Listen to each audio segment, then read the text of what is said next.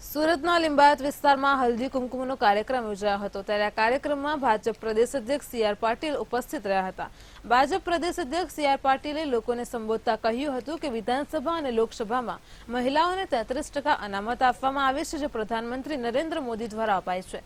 સાથે જ C R પાટીલે દીકરીઓને અભ્યાસ માટે તમામ તૈયારીઓ કરી આપવામાં આવશે તેવી બાહેધરી પણ આપી હતી। આ કાર્યક્રમમાં મોટી સંખ્યામાં સ્થાનિક લોકો ઉપસ્થિત રહ્યા હતા।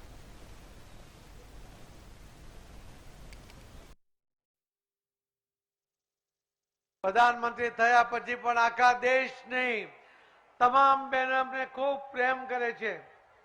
એટલા માટે કરે છે કે એમને વિશ્વાસ છે કે મોદી છે તો આપણે સુરક્ષિત છે। આ મોદી શ્રીના સુરક્ષિતતાના કારણે આજે આખા દેશની બહેનોને એક પ્રકારની સુરક્ષિતતા અનુભવતી થઈ ગઈ છે। આ જે બહેનો છે આ બહેનોને વધુ અધિકાર મળે એના માટે મોદી સાહેબે વિધાનસભામાં અને લોકસભામાં પણ 33% રિઝર્વેશન આપ્યું છે।